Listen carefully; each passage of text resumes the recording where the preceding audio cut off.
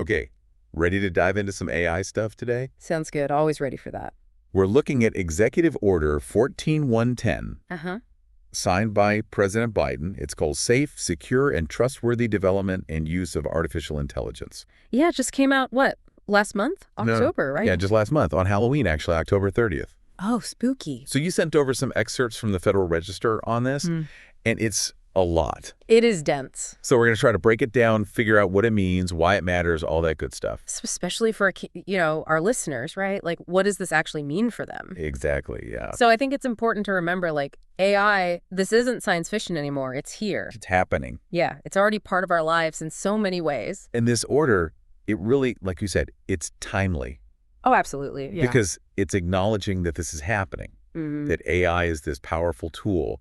But like all tools, it can be used for good or bad. Right, exactly. So there's the potential, like we were saying before we started recording, the potential for AI to help us solve some of these big problems, climate change or healthcare, but also the potential for it to be misused to create new problems. Like, yeah, the algorithms getting biased or people losing their jobs, that kind of thing. Exactly. Even, some people are worried about AI being used for things like national security threats. Yeah, for sure. So this order is trying to strike a balance. Yeah, to harness the good, but, prevent the bad. Like, I don't know if this analogy works, but it's like we're building this really powerful race car, right? Okay. Like, we need those powerful engines to get where we want to go, but we also need really strong brakes. Yeah, we need to be able to control it. Exactly. Got to stay safe. So to do that, this order, it lays out 8 core principles to guide responsible AI development and use. It's like, almost like a constitution, Yeah. for AI. Yeah, like a framework. Yeah, exactly. So starting with the first one, safety and security.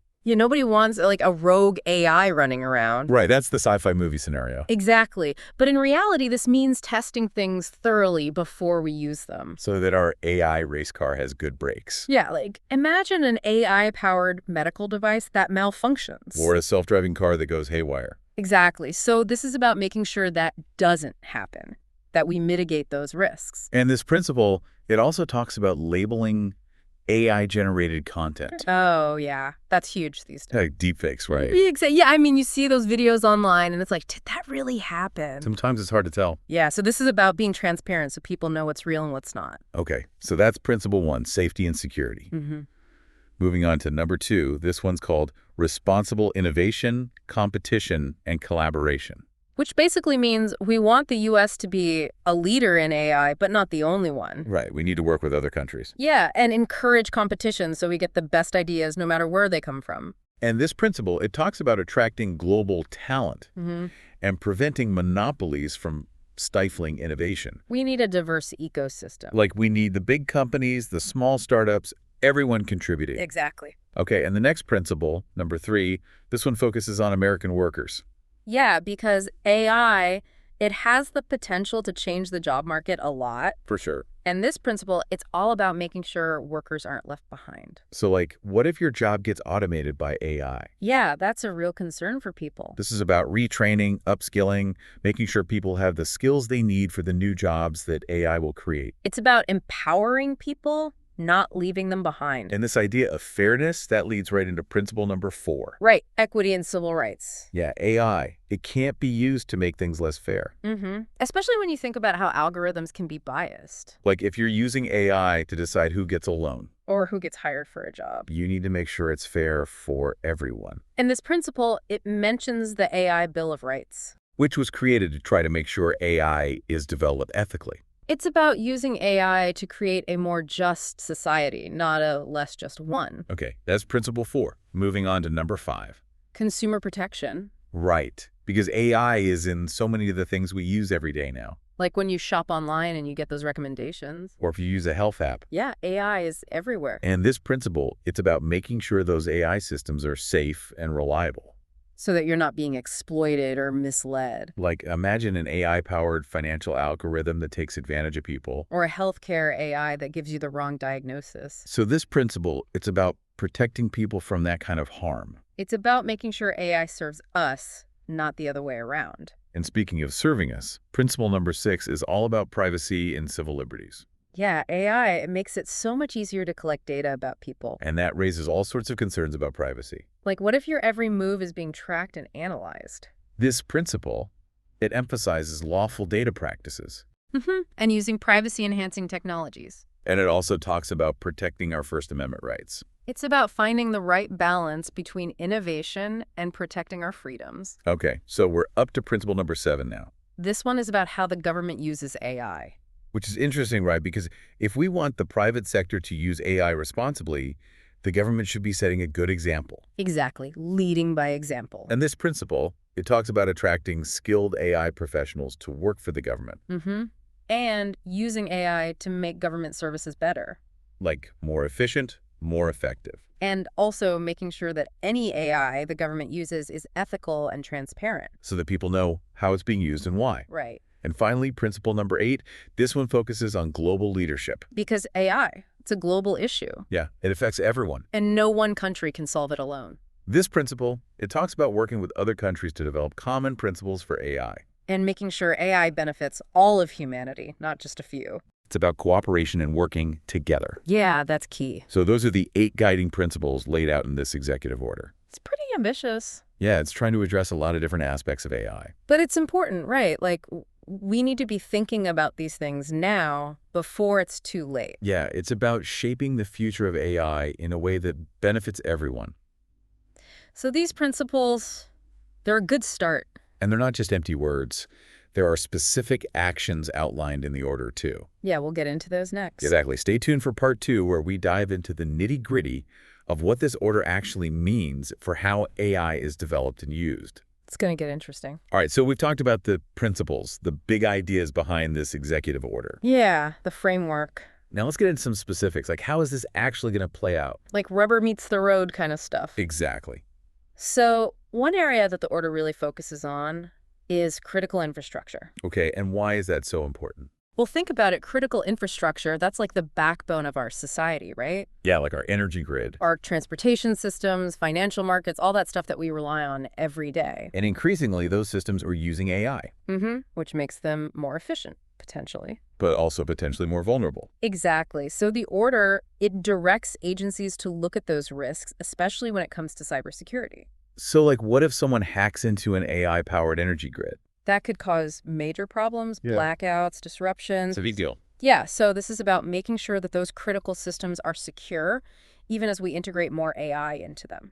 And on a maybe even scarier note, the order also talks about AI and its potential role in CBRN threats. Oh, yeah, that's a bit unsettling. CBRN, that's like chemical, biological, radiological, nuclear. Like weapons of mass destruction. Yeah, and the idea that AI could be used to develop or deploy those weapons, that's pretty frightening. It's definitely a concern, and the order acknowledges that. So what's the solution? Like, how do we prevent that from happening? Well, it's a complex issue, but the order talks about international cooperation. Makes sense. This isn't something any one country can tackle on its own. Exactly. We need to be working together, sharing information, making sure this technology doesn't fall into the wrong hands. And speaking of potential misuse of AI, we have to talk about deepfakes. Oh, yeah, that's a whole other can of worms. It's crazy how realistic those fake videos and audio recordings are getting.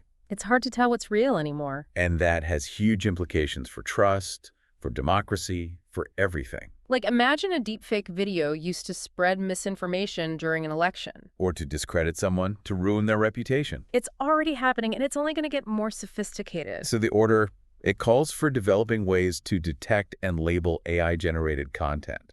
Like a digital watermark or something? So that people know what they're looking at. That it's not real. It's about giving people the tools to be critical consumers of information. Because in the age of AI, you can't always believe what you see. Okay, so we've talked about critical infrastructure, CBRN threats, deepfakes. All pretty heavy stuff. Now let's circle back to something we touched on earlier, the impact of AI on jobs. Yeah, that's a big one, and it's something a lot of people are worried about. So the order, it directs the Department of Labor to study this issue. To really look at how AI is changing the job market, what jobs are being lost, what new jobs are being created.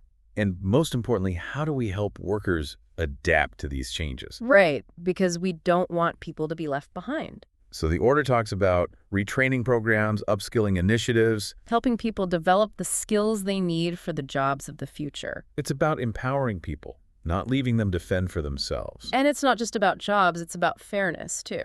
Right, making sure that AI doesn't exacerbate existing inequalities. Like, we don't want AI systems to be biased against certain groups of people. So the order emphasizes the importance of auditing AI systems for bias. Making sure that the data used to train those systems is diverse and representative. And involving diverse teams in the development of AI. It's about making sure that everyone benefits from AI, not just a select few.